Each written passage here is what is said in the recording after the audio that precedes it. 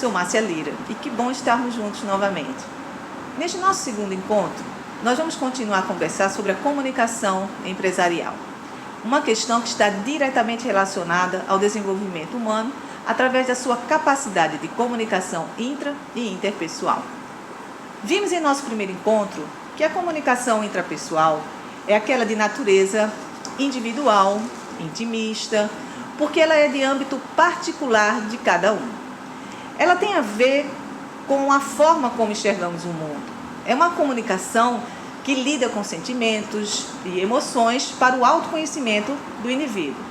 Será na comunicação intrapessoal que teremos atitudes de superação, de construção da nossa personalidade, de atitudes nossas que irão impactar em conquistas, em sucessos, em fracassos e em frustrações. A comunicação intrapessoal nos ajuda a sentirmos satisfação nos relacionamentos com as outras pessoas. E será a partir desta forma que vamos nos relacionar com os outros. E neste momento em que nos relacionamos com o outro, é que estaremos de fato exercendo um outro tipo de comunicação, que é a comunicação interpessoal. Nós falamos sobre isso no nosso encontro anterior, onde utilizamos um pequeno trecho do filme Amor Sem Escalas, lembra? Fizemos reflexões sobre os personagens do filme no momento em que dialogavam numa cena que mostrava claramente manifestações destes tipos de comunicação. E terminamos nossa última conversa concluindo que uma boa competência comunicacional é uma variável importantíssima na transformação do indivíduo em um profissional valioso para o mercado de trabalho. Bom, nós estamos falando de comunicação empresarial vinculada ao crescimento pessoal.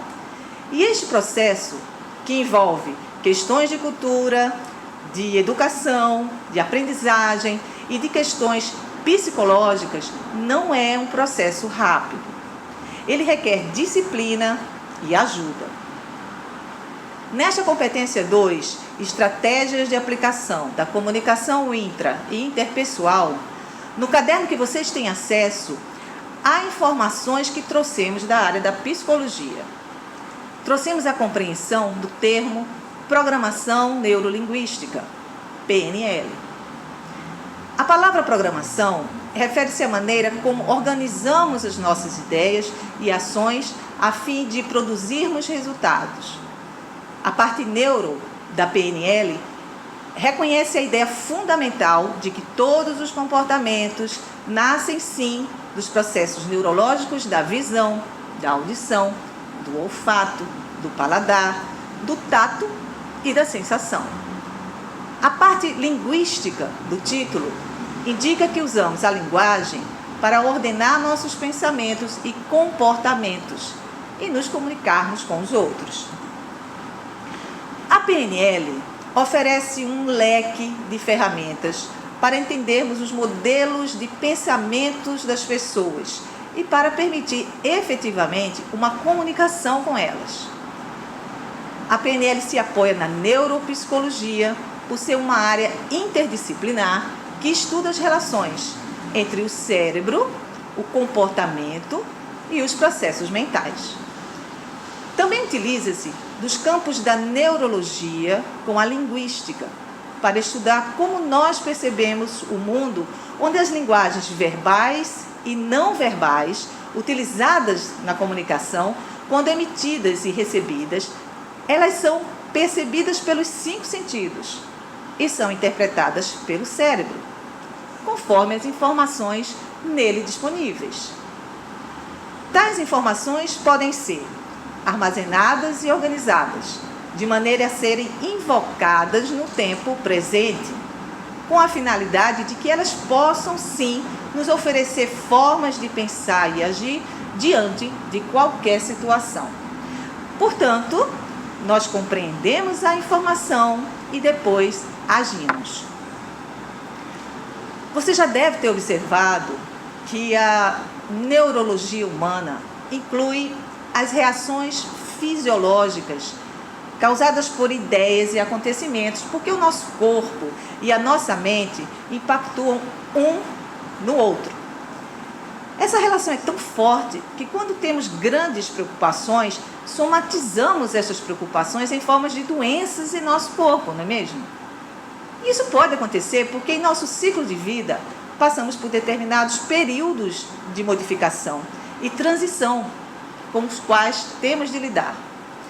Então, formas diferentes da psicoterapia desenvolveram várias categorias para estes importantes pontos de crise de transição, que em certos momentos nos afetam.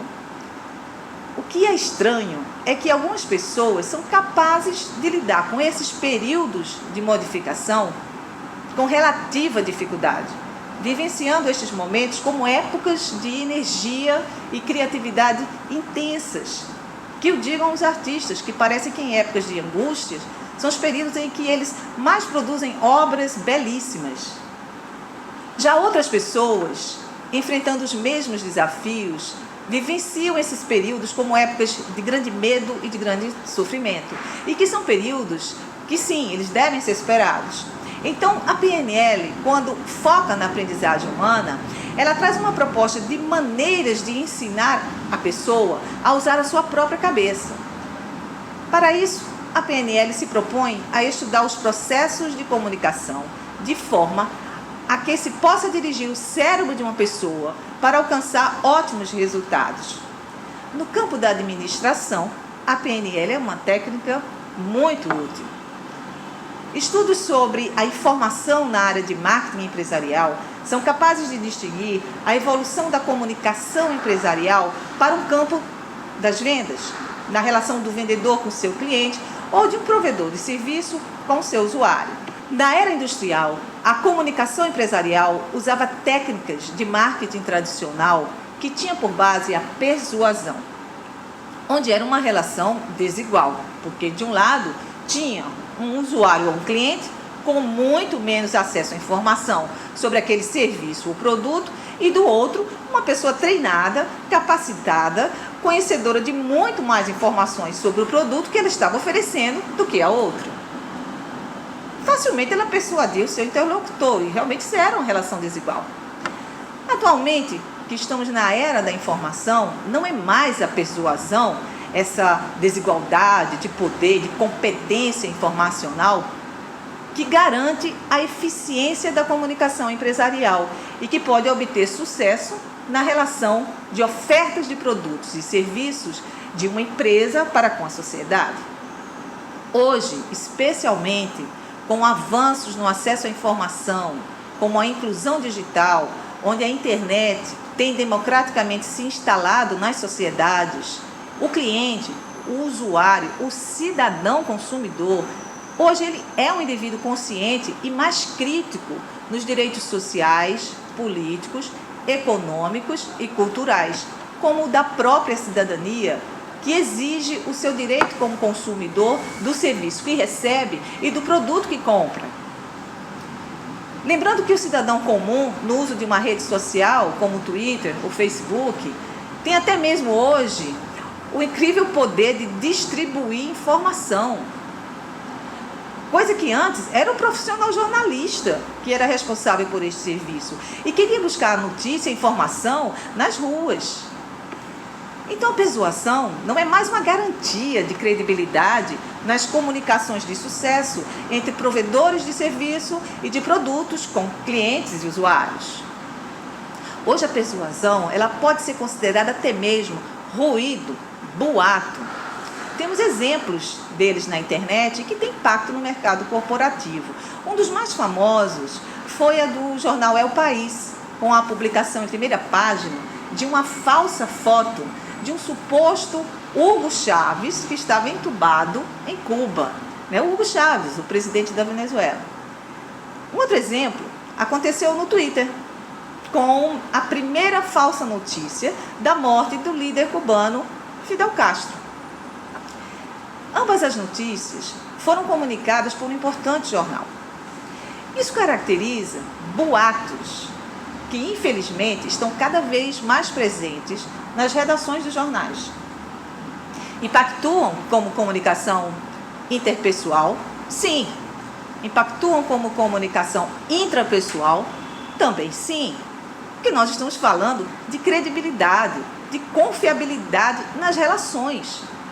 Portanto, a persuasão, ela não tem mais espaço como referência para uma boa comunicação. A comunicação hoje tem base na permissão, na comunicação consensual, no consentimento, porque senão ela não será bem-vinda, ela não terá sucesso no seu objetivo. Então temos as organizações que oferecem serviços, como uma biblioteca, por exemplo, consciente que ela precisa investir sim na sua capacidade de compreender o que o seu usuário está dizendo, o que ele está querendo, ou seja, a biblioteca deve ouvir o usuário. E o usuário, por sua vez, também deve saber ouvir a biblioteca, a organização, ou seja, compreender que as ofertas e os serviços da biblioteca merecem ser adquiridos e usados. Eu convido vocês a conhecerem um pouco mais sobre a PNL, porque, gente, vale a pena. Explorem esse tema na internet, porque, aliás, vocês vão encontrar fartíssimo material. Além da PNL, nós temos também o coaching, para alavancar as estratégias de aplicação da comunicação inter e intrapessoal, em prol do alcance das metas organizacionais. O coaching é uma metodologia que agrega técnicas e recursos de áreas como a da ciência do comportamento, onde temos psicologia, sociologia, neurociências e ferramentas da administração, como a gestão, planejamento estratégico e outros. No coaching, temos 4 importantes elementos: mudança, preocupação, relacionamento e aprendizado. O coaching ele procura facilitar o desempenho, o aprendizado e o desenvolvimento da pessoa. Ele procura auxiliar mudanças no sentido que a pessoa almeja para que ela siga a direção desejada. E para isto, o coaching também se utiliza da PNL. As habilidades da PNL são perfeitamente compatíveis com o coaching, visto que a PNL ela engloba 3 importantes elementos e que estão em seu próprio título: programação, neuro e linguística. Os estudos da PNL afirmam que os processos de mudança para as pessoas podem ocorrer de 3 formas: mudando-se a maneira como a pessoa fala sobre uma determinada questão, mudando-se o seu modo de pensar sobre a questão e mudando-se o seu comportamento. Por tudo isto, o coaching auxilia o processo de recrutamento e seleção interno de uma organização. Pois bem, eu espero que eu tenha motivado você a conhecer mais a comunicação intra e interpessoal, e lembre-se que sua competência informacional depende só do seu interesse e determinação para aprender. Eu fico aqui na torcida por você, um forte abraço e até breve.